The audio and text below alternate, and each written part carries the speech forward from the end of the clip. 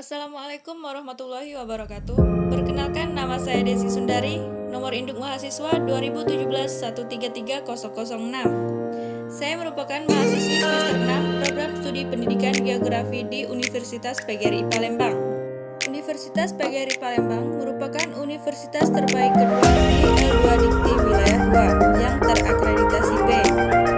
Universitas PGRI Palembang memiliki 5 fakultas, yaitu Fakultas Teknik, Fakultas Ekonomi, Fakultas MIPA, Fakultas Perikanan, dan yang tak kalah penting yaitu Fakultas Keguruan Ilmu Pendidikan. Universitas PGRI Palembang juga memiliki 12 program studi. Salah satunya yaitu program studi pendidikan geografi yang saat ini saya ampuh selama kurang lebih 3 tahun. Nah, untuk teman-teman dan adik-adik yang ingin bergabung di keluarga besar Universitas PGRI Palembang, saat ini Universitas PGRI Palembang telah membuka penerimaan mahasiswa baru untuk angkatan 2020-2021. Marilah bergabung di Universitas PGRI Palembang yang dikenal dengan Kampus Biru, Kampus Melaju dengan Mutu. Pembahasan yang pertama yaitu tentang letak Kepulauan Indonesia. Letak Kepulauan Indonesia juga terbagi menjadi 4. Yang pertama, letak fisiografis. Letak fisiografis merupakan letak suatu tempat berdasarkan segi fisiknya. Letak fisiografis juga dibagi menjadi 3. Yang pertama, letak geografis,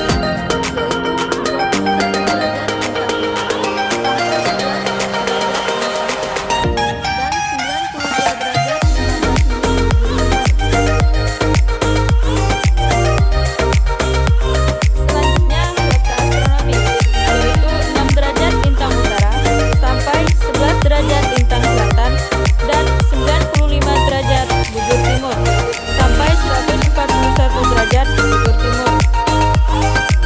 Ketiga yaitu letak geomorfologis. Letak geomorfologis adalah letak berdasarkan morfologi suatu tempat di muka bumi. Letak geomorfologi di Indonesia sangat bervariasi. Perbedaan letak geomorfologis mempunyai pengaruh seperti adanya suhu yang berbeda-beda sangat berpengaruh terhadap jenis tanaman. Kemudian, menentukan ada atau tidaknya mineral yang terkandung oleh batuan tersebut. Menentukan kepadatan penduduk, misalnya tempat yang memiliki morfologi berbukit atau terjadi kepadatan penduduknya kecil. Kedua, letak sosiografis. Letak sosiografis merupakan letak suatu daerah atau negara yang dilihat dari segi sosial dan segi budaya. Letak sosiografis juga dibagi menjadi 2 bagian. Pertama yaitu ekonomi. Suatu negara maju, perekonomiannya dapat dilihat dari letaknya. Semakin strategis letaknya, maka semakin maju pula negara tersebut. Kedua, sosial budaya. Dari letaknya, Indonesia sosial budaya sangat berpengaruh terhadap penduduk Indonesia yang mudah terpengaruh. Yang ketiga, letak geografis. Letak geografis merupakan letak suatu tempat, wilayah, atau negara berdasarkan kenyataan di permukaan bumi, atau letaknya yang dilihat dengan daerah-daerah di sekitarnya. Secara geografis, Indonesia terletak di antara 2 benua dan 2 samudra, yaitu benua Asia dan Australia, serta Samudra Hindia dan Samudra Pasifik. Yang keempat, letak sosial budaya. Letak sosial budaya merupakan letak suatu wilayah yang bersangkutan dengan wilayah lainnya. Materi selanjutnya yaitu konsep region dan Indonesia sebagai suatu region. Region merupakan sebagian permukaan bumi yang memiliki ciri-ciri keseragaman gejala internal atau fungsi yang membedakan satu wilayah dengan wilayah lainnya.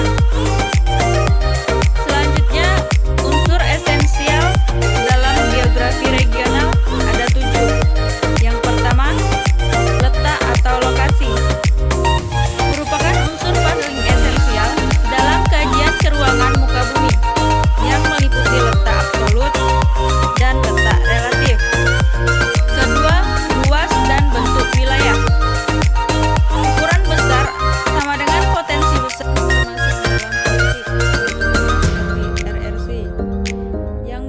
merupakan kerawanan bagi eksistensi negara akibat gaya sentrifugal seperti bukti ras, bahasa, agama, dan kelompok politik.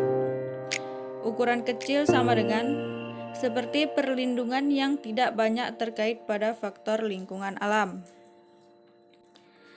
Selanjutnya yaitu relief dan iklim. Relief menjadi batas alami yang mempengaruhi kehidupan masyarakat berkaitan dengan perhubungan yang mempengaruhi keanekaragaman hayati serta iklim setempat. Keempat, geologi dan geomorfologi yang mempengaruhi perkembangan bentuk lahan yang menjadi dasar pertimbangan dalam pembangunan wilayah.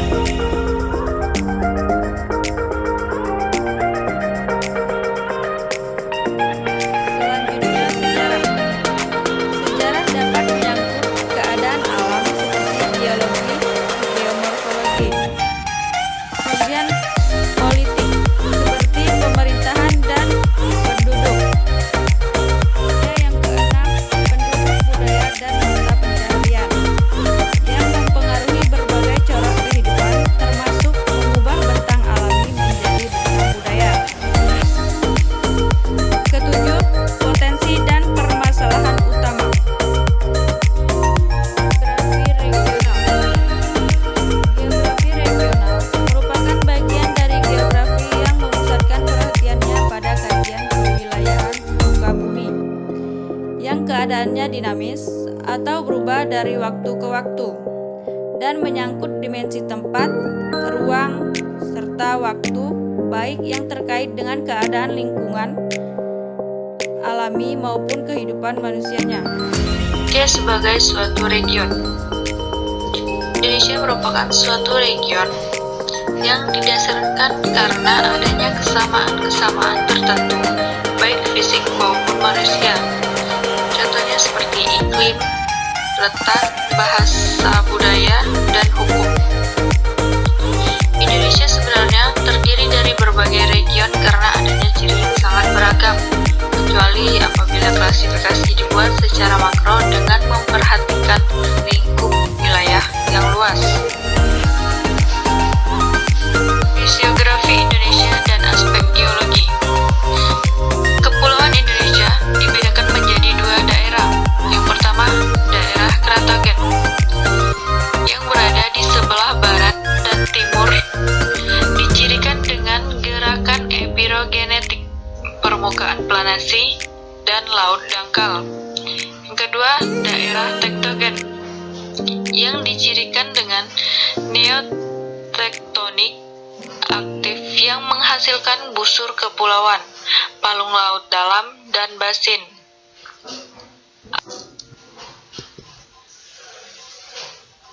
Adapun sistem lempeng di Indonesia dibagi menjadi tiga. Yang pertama, lempeng Asia Tenggara, yang umumnya berupa kontinen, di bagian timur berupa laut, termasuk pula lempeng Laut Sulawesi dan lidah Nusa Tenggara sampai Maluku Selatan. Kedua, lempeng Laut India sampai Australia, berupa subduksi oseanik di sisi barat dan bagian tumpukan kontinen di sisi timur. Ketiga, lempeng Lautan Pasifik Barat, yang menunjam di bawah kontinen Asia, terdiri dari sejumlah lempeng kecil yaitu Caroline, Filipina, dan Maluku Utara.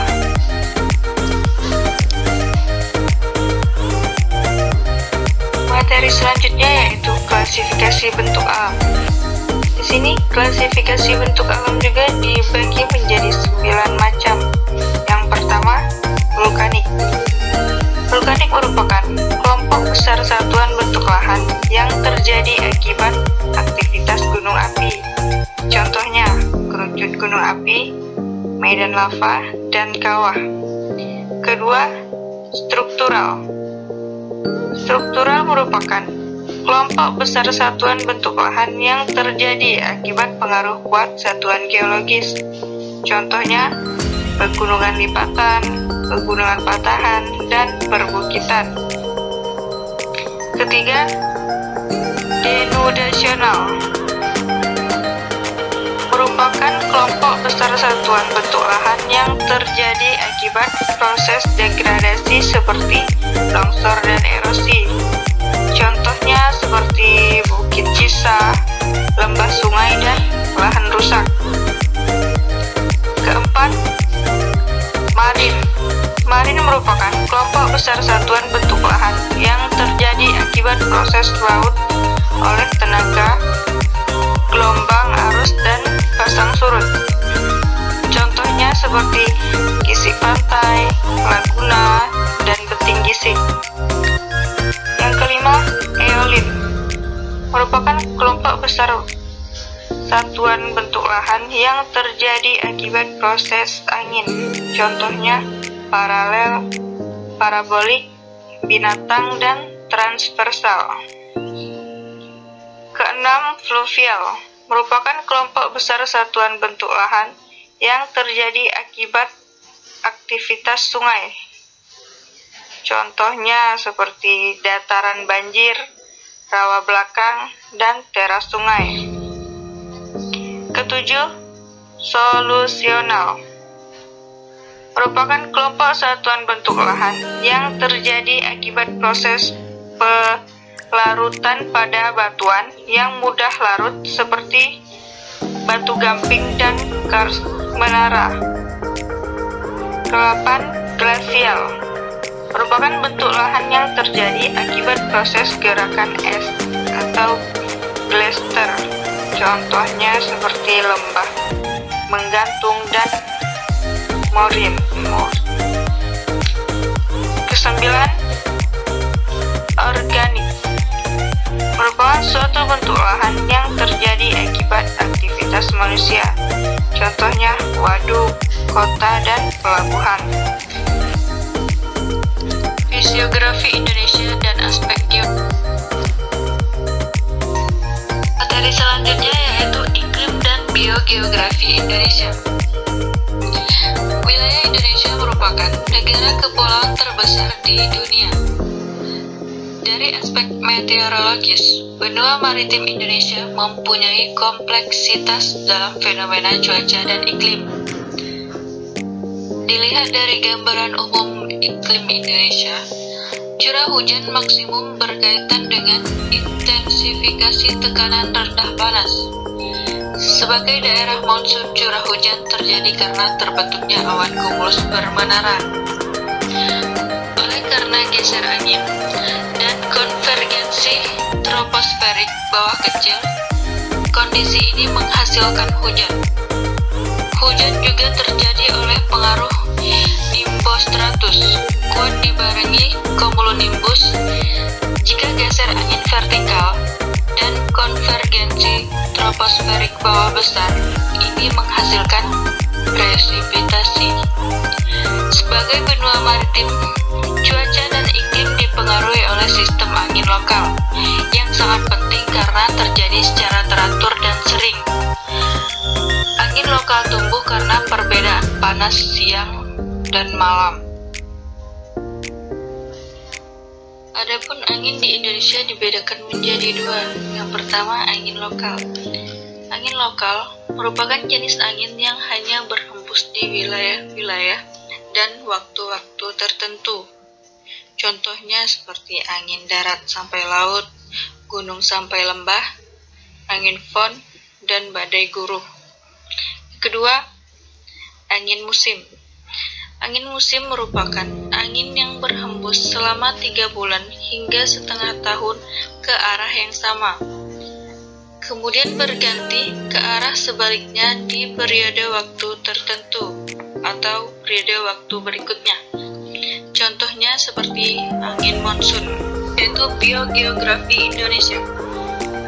Kepulauan Indonesia ini merupakan kepulauan yang sangat unik. Kombinasi dari kondisi geologi, geomorfologi, dan iklim berpengaruh terhadap kondisi biografi di Indonesia. Indonesia juga merupakan salah satu negara dengan keanekaragaman hayati terbesar di bumi, seperti halnya Pulau Jawa. Pulau Jawa merupakan pulau yang kaya akan keanekaragaman flora dan fauna. Pulau ini dicirikan oleh topografi kasar, gunung berhutan, curah hujan tinggi, dataran rendah tanpa hutan. Selanjutnya, faktor lingkungan yang mempengaruhi flora di Jawa.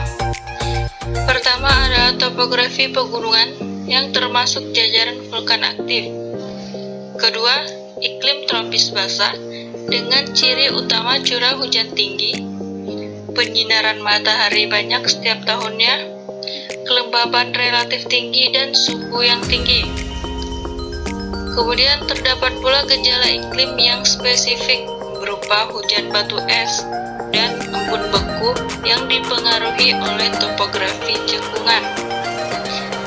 Suhu awal rendah, permukaan tanpa penutup penghalang panas, udara diam, dan atmosfer yang bersih pada musim kemarau. Letak astronomis dan geologis Indonesia serta pengaruh ke ruangannya. Adapun letak astronomis terbagi menjadi dua. Yang pertama, garis lintang. Garis lintang merupakan garis khayal yang melingkari permukaan bumi secara horizontal.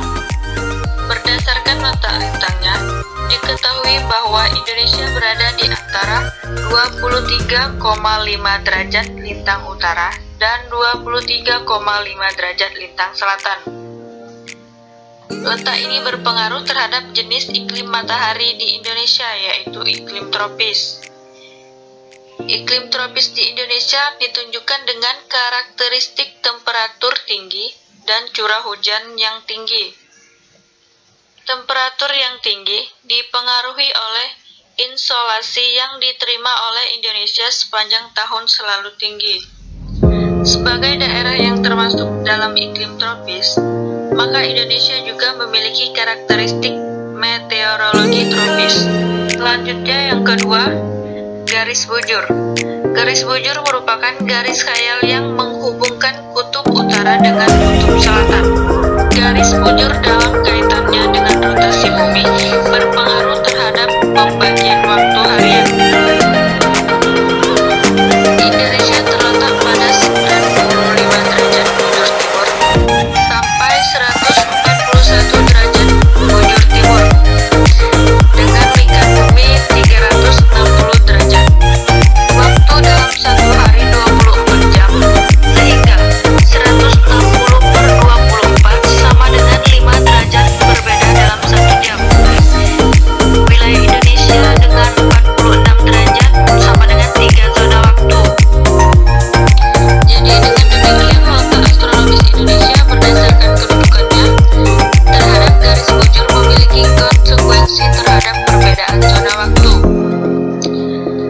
Adapun zona waktu di Indonesia terbagi menjadi 3. Yang pertama, WIB, waktu Indonesia Barat. Kedua, WIT, waktu Indonesia Tengah. Ketiga, WIT, waktu Indonesia Timur.